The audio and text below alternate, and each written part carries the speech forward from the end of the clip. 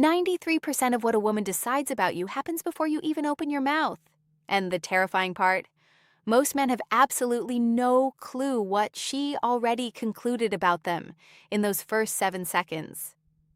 I'm about to tell you, as a woman, exactly what runs through our minds, what we secretly test you on without you ever knowing, and the one mistake that instantly kills any chance you ever had.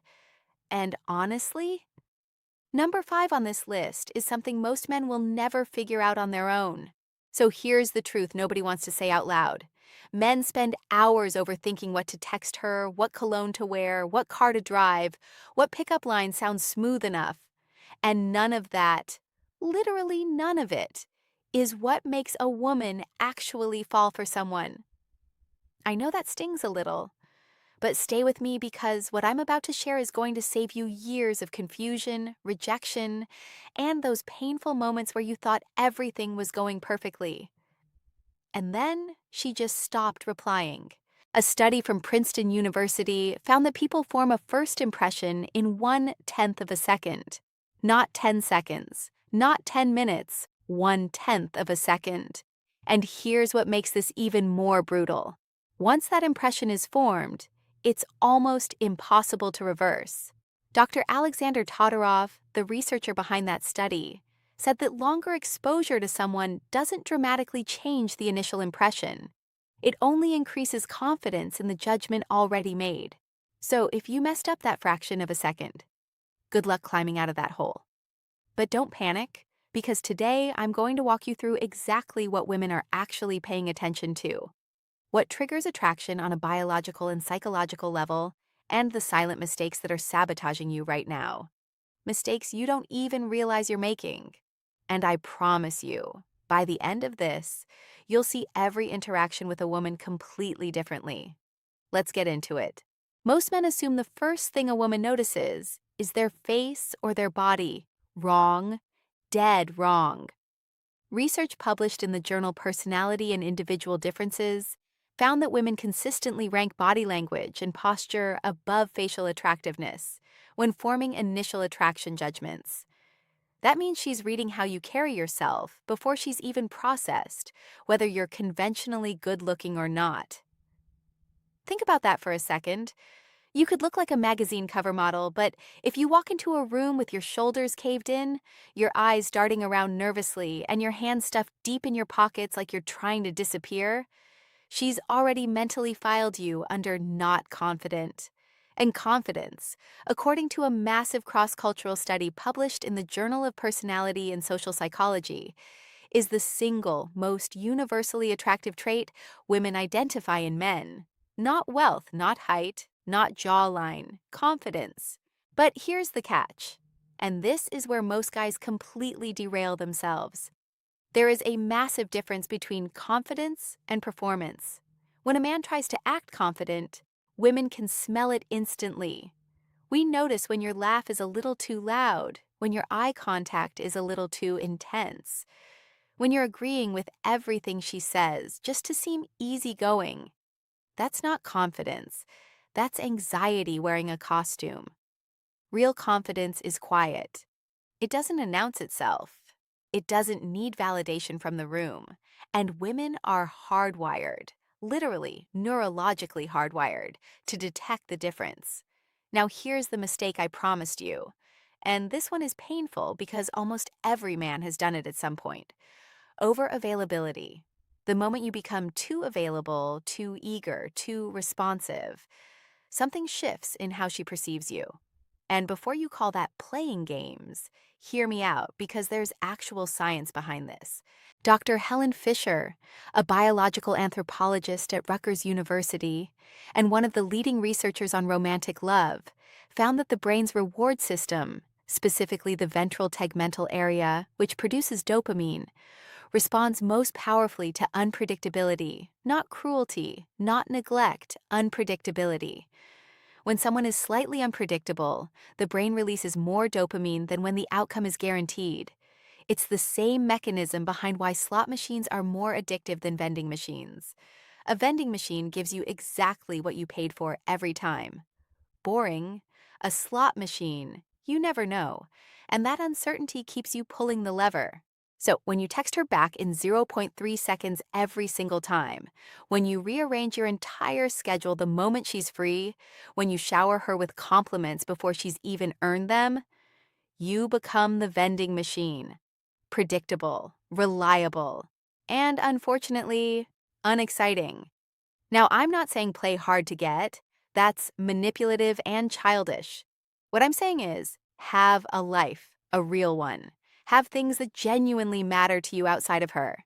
That's not a strategy. That's just being a complete human being, and it's magnetic. All right, this next part is going to make some of you uncomfortable, but it needs to be said. Women test men. Not all women, not all the time, and not always consciously. But it happens. And if you don't understand why, you'll fail every single time.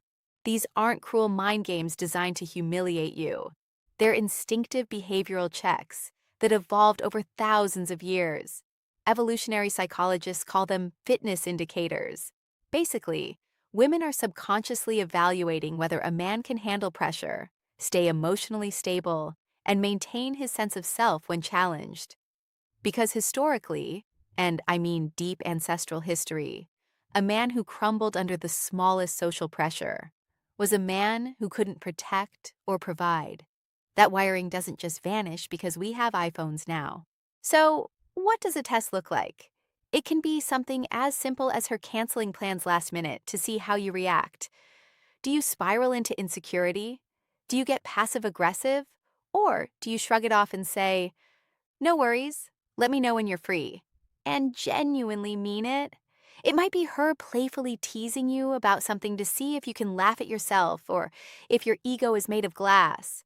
It could be her mentioning another guy casually, not because she's interested in him, but because she wants to see if you become jealous and possessive or if you stay grounded. The men who pass these tests aren't the ones who have rehearsed responses. They're the ones who are genuinely secure in who they are. And that kind of security, you can't fake it. You have to build it. Which brings me to the next point. Have you ever heard a woman say, I don't know what it is about him, there's just something? That something has a name. Psychologists call it emotional presence. It's the ability to be fully in the moment with someone, not performing, not strategizing, not mentally rehearsing your next sentence while she's still finishing hers. A study from the University of California found that people who demonstrated mindful presence during conversations were rated as significantly more attractive, trustworthy, and emotionally intelligent by their conversation partners. And here's the kicker.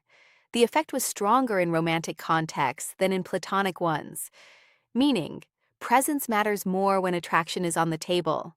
Most men, when they're talking to a woman they're interested in, are everywhere except the present moment. They're worrying about whether their hair looks right. They're wondering if that joke landed. They're calculating when to ask for her number. And she can feel all of that. It creates this invisible wall of tension that makes the interaction feel transactional instead of natural. The most attractive thing you can do in a conversation is actually listen. Not wait for your turn to talk. Listen. Actually absorb what she's saying. Respond to it thoughtfully, and let silences exist without rushing to fill them. That kind of presence is so rare today, in a world of constant notifications and divided attention, that it feels almost intoxicating when someone actually offers it. Okay, I saved this one for here because it's the one that does the most damage and gets the least attention. Neediness. Not the obvious kind where a guy is sending 12 unanswered texts in a row. Most men know not to do that. I'm talking about subtle, invisible neediness. The kind that hides behind nice behavior. When a man compliments a woman and then watches her face to see if she liked it, that's neediness. When he agrees with her opinion on something he clearly doesn't actually agree with just to avoid friction, that's neediness. When he does something generous and then subtly makes sure she noticed, neediness. The common thread in all of these? The motivation isn't genuine connection. It's approval seeking. And women can feel the difference between a man who's being kind, because that's who he is, and a man who's being kind because he wants something in return. Dr. Robert Glover, author of No More Mr. Nice Guy, spent years studying this pattern. He calls it a covert contract, an unspoken deal where the man thinks, if I do all these nice things, she should like me back. And when she doesn't reciprocate the way he expected, he feels betrayed. But she never agreed to that contract. She didn't even know it existed.